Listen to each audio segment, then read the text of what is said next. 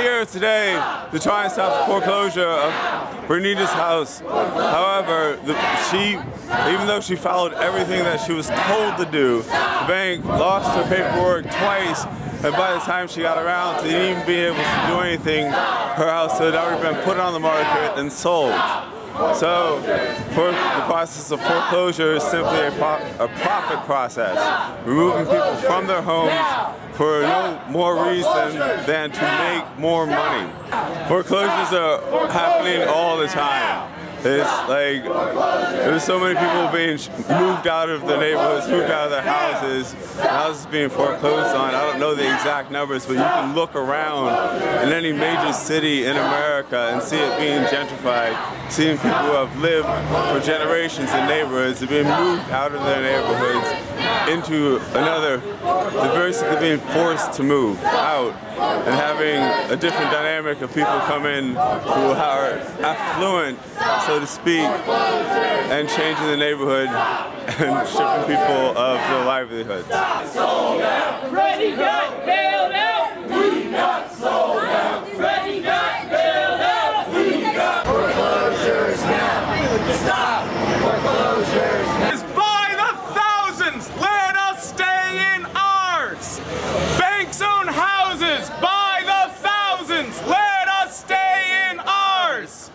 Banks own houses by the... So we're protesting corporate greed as an idol, pursuing wealth and destruction in favor of caring for people and... We are the 99%! We are the 99%! 99%! We are 99%! Are the 99%! We... Right. Now I'm not gonna... No, wait a minute. I'm not gonna fault the police officers. Why? They're here to do their job. I'm here to do my job as well. That's right. And your job as well. Yeah. So we understand that people got their jobs in this. But Freddie Mac is protected in this building. And we need to keep some people out front and people over here. Yeah. If we got people out front and people over here, no one out front, then we have effectively closed this building down. Yeah! And we're going to make not only Freddie Mac, but every tenant in this building a little bit uncomfortable the way they made Miss Jones uncomfortable. Yeah! Then 15 days later, they went for foreclosure.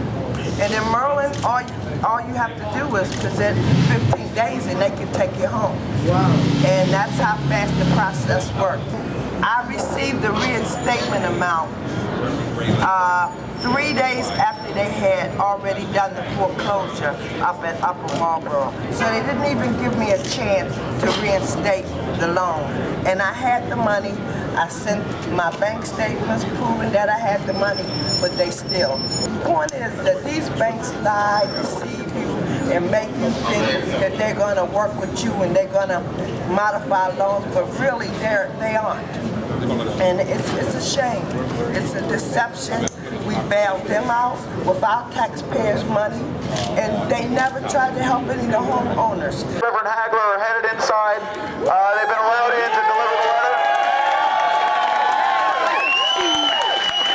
But we got to keep that pressure up. We got to keep that pressure up until we've handed off the letter. Criminal offender! Predatory lender! Even dead no more! Criminal offender! Predatory... We got sold out! Banks got bailed out! We got sold out! Tell me a bit why you're here. Well, I'm here because I think that it's terrible that we're this far into the economic depression and we haven't done anything to help any of these people, millions of people who are foreclosed upon, even mainly these people who are fraudulently foreclosed upon. This goes beyond political party. It's just a sad commentary and immoral in this country that somebody like this is going to be told that their paperwork is lost, and we just don't. Made promises are made, and then promises are revoked. They're not important enough in the scheme of any of these banks or any of these politicians. So I noticed that you're wearing your vestments, and I noticed there's a lot of. I've been to a lot of these things, and there's a lot more religious showing than normal. Do you think this is is this a trend or? Well, you know, I think that issues like this, there are actually clear biblical texts against powerful people taking away property. In Micah 2, it is very clear that there is an immoral statement when powerful people take the property away from other people because they're poor. What we might need in this country is less literalists and more literalists in the religious sense who actually take their Bible seriously when it comes to justice. I mean, there's a huge amount of people who want to make a literalism all about this spiritual, individualistic salvation for themselves and getting rich. But there's a lot more passages that are about being poor and how to have justice for the people who are losing their possessions.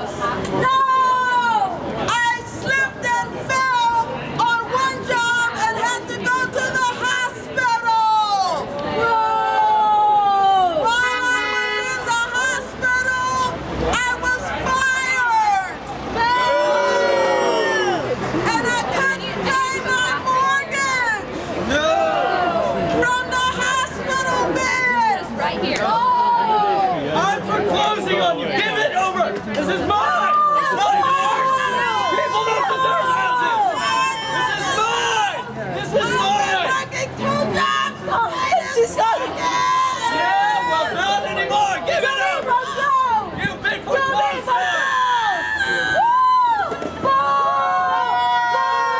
And they wouldn't have a meeting with me, but they did let me and Reverend Hackler, and then they accepted the letter. Can you describe what the letter said?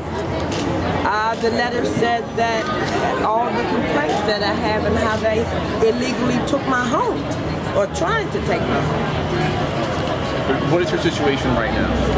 I'm still in the home. And who else lives there with you? My son and my grandson. Where do things go from here? Were you satisfied with the response that you got?